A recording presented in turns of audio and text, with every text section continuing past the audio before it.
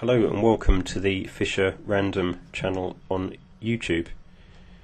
In this video I'm going to present another game I played recently, a live 5-minute game played on ChessCube. As I said before, I'm not claiming to be a world-renowned expert on Fischer Random. Actually, this is only my second live game, and I've played less than a dozen games of Fischer Random chess overall. I'm using Fischer Random as a way to hopefully improve my calculation ability and my ability to look for tactics such as forks, pins and skewers, that kind of thing. And I also believe that Fischer Random is definitely worth exploring. If you understand standard chess, it's pretty simple to pick up the rules, and I hope that these videos will serve to encourage others to explore the game. So, just for the purpose of completeness, let's take a quick look at the starting position. I was playing white, and once again this was a 5-minute game played on ChessCube. So, as with all Fischer Random starting positions, you can see that the king is in between the two rooks. In this particular case, my rooks are on A1 and G1. The other consideration is in all Fischer Random positions there must be one light square and one dark square bishop, and here we can see those on B1 and C1. And again, as usual, the black pieces mirror those of white, so it's a complete mirror image. My opponent was rated a couple of 100 points higher than me, and as I said, this is my second game. So I begin with B3, and here I'm really looking to fianchetto the bishop and perhaps play C4 and really open up these bishops. Bishops can be incredibly powerful in the opening, and I was particularly keen to get my dark square bishop on B2 because it points very nicely towards the unsuspecting black queen. So if my opponent is careless, doesn't calculate correctly, then that could be a very, very unfortunate tactic if they miss it. So E5, bishop B2, F6, C4. And just to compare and contrast my opening moves with black, what I've tried to do is give my bishops scope and also increase the chances of me castling early in the game. So my two bishops are now exercising influence, control over the diagonals, and whilst my dark square bishop is blunted for the moment, this could open up in the long term. In contrast, black has really not done too much in terms of giving their pieces scope, although in their defence the pawns do control more centre squares than mine. So this game continued. G5, knight D3, knight G6, knight E3, and again I'm just trying to centralise these pieces. These aren't necessarily ideal positions for the knights, but it also offers me the scope to perhaps castle A side or H side if I continue to develop. I'm just keen to get pieces out. D6, bishop C2, F5, and here I'm starting to see that my opponent's spending an awful lot of time moving pawns, and my bishop on B2 is still pointing very nicely at the unsuspecting queen on H8, and I'm starting to look for tactical opportunities, perhaps to sacrifice a piece or something to open this diagonal. Knight D5 just moves the knight to a very central square. E4 is pretty much suicide, because whilst they are attacking my knight. They've opened up this lovely diagonal, and as I've said in earlier videos, bishops can be absolutely devastating in Fischer Random chess if you don't consider the possibilities. And of course, here we see what can happen. So my opponent didn't resign.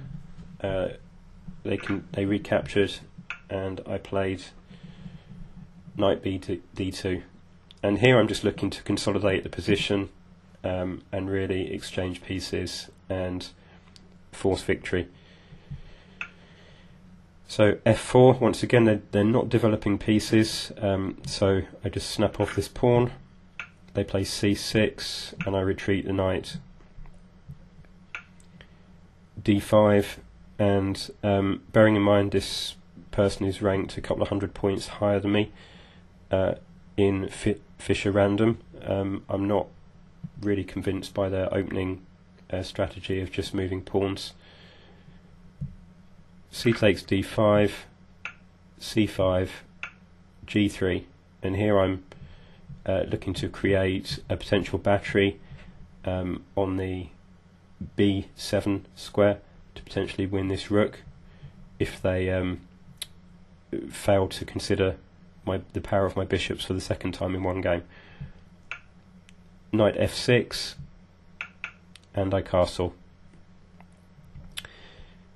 Just going back here, this obviously isn't particularly useful to explain the differences in Fischer Random castling, since it looks very similar to normal castling. So once again I will prepare a video on that. Okay, so how did this game continue? As follows: d6, and I'm just just seeing how tactically aware they are. They've missed the impact of bishops before, so maybe they'll do so again. This time they do spot it.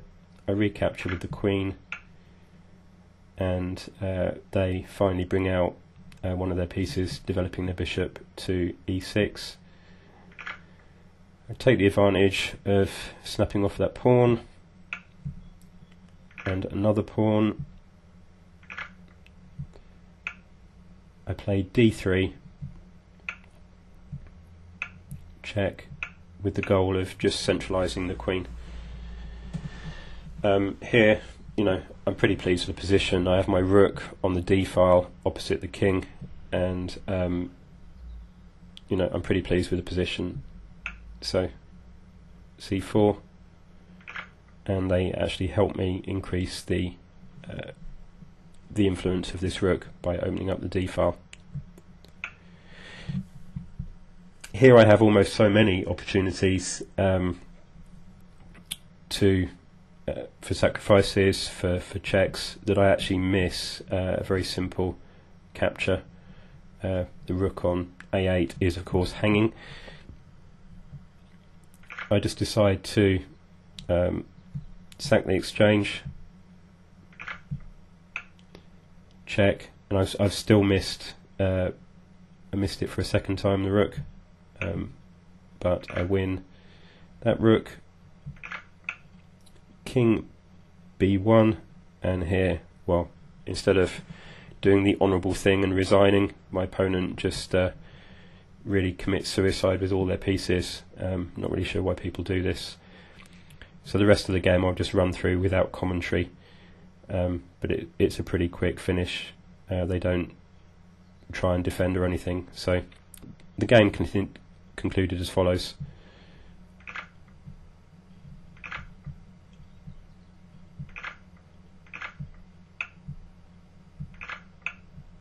And here a very simple checkmate. They've actually done the work for me.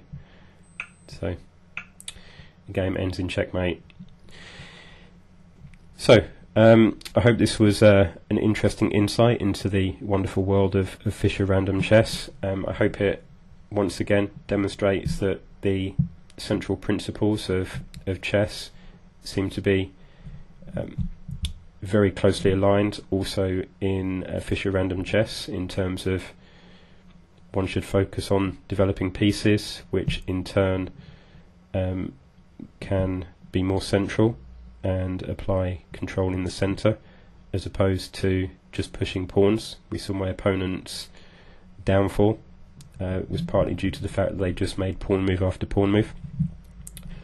And once again, something I've said before, which is the power of the bishops, particularly in the first few moves, should not be underestimated. It really is worthwhile investing time considering where your opponent's bishops are and where they may be upon the next move, particularly because there can be vulnerable pieces and vulnerable squares early on in the game.